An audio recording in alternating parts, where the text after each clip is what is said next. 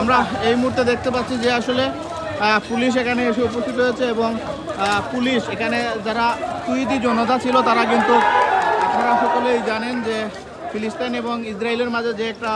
সংঘর্ষ বা যুদ্ধ চলতেছে এবং সেটারই প্রতিবাদে বিক্ষোভে কিন্তু উত্তাল ছিল সিলেটের তুইদি জনতা। আমরা দেখতে পেয়েছি যে বাটার যে আউটলেটটি রয়েছে জিন্দাবাজারে আপনার বাটন এবং বাংলাদেশ পার্সেল অ্যান্ড কুরিয়ার সার্ভিসের সাথেই সেটিতে কিন্তু তুইদি জনতারা এসে ভাঙচুর করে এবং ভাঙচুর করার পরে কিন্তু তারা এখানে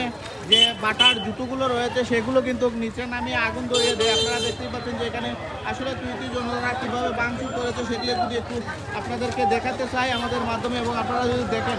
এখানে যদি আমরা বলে রাখি যে শুধু বাটা সেটিতে কিন্তু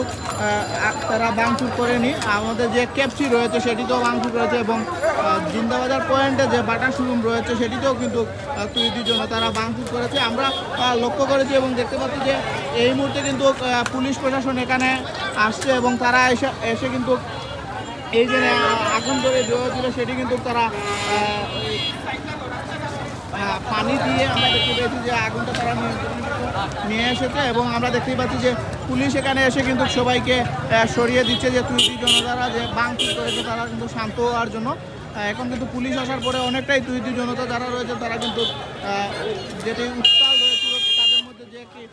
ভাঙার প্রবণতা রয়েছে এবং নিচের যে চাদরগুলো রয়েছে সেটি কিন্তু আপনারা দেখতে পাচ্ছেন এখন পর্যন্ত কিন্তু ভাঙতে পারেনি তুইদি জনতারা। তবে উপরে গ্লাস থাকার কারণে খুব সহজেই তারা ভেঙেছেন এবং উপরে কিছু তুইদি জনতারা উঠেছেন, উঠে তারপরে এই জুতাগুলো এখানে নামিয়ে এখানে কিন্তু তারা আগুন ধরিয়ে দিয়েছেন। আমরা দেখতে পাচ্ছি এই মুহূর্তে কিন্তু এখানে প্রশাসন আসার পরে অনেকটাই মানে তমতমে যে অবস্থা ছিল সেটি কিন্তু অনেকটাই কমে এসেছে এবং পুলিশ তাদের জায়গা থেকে চেষ্টা করছে যে যাতে করে এখানে আর কোনো ধরনের ক্ষতি না হয় সেটি তারা কিন্তু লক্ষ্য রেখে কিন্তু তারা কাজ করে দিচ্ছে এবং তুইদি যে জনতা রয়েছে তাদেরকে সরিয়ে দিচ্ছে। এখানে আমরা দেখতে পাচ্ছি এরপরে কিন্তু যে জনতা রয়েছে তারা কিন্তু এখানে রয়েছেন এবং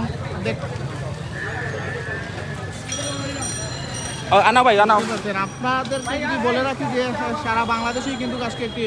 আন্দোলনের ডাক দেওয়া হয়েছিল এবং সেই ডাকের পরিপ্রেক্ষিতেই কিন্তু সিলেটেও কিন্তু সারাদিন থেকেই আমরা দেখতে জনতা রয়েছেন তারা কিন্তু ফিলিস্তিনের পক্ষে নিয়ে প্রতিবাদ সমাবেশ করছিলেন এবং বিক্ষোভ করছিলেন। তবে শেষ মুহূর্তে এসে কিন্তু তারা যে ইসরায়েলের পণ্য যে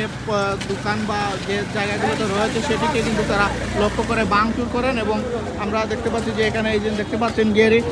ডিবির যে লোক রয়েছে তারাও কিন্তু এখানে এসেছেন এবং এসে এখানে যাতে করে যানজট তৈরি না হয় এবং রাস্তা দ্রুত পরিষ্কার করার জন্য তারা কাজ করছেন।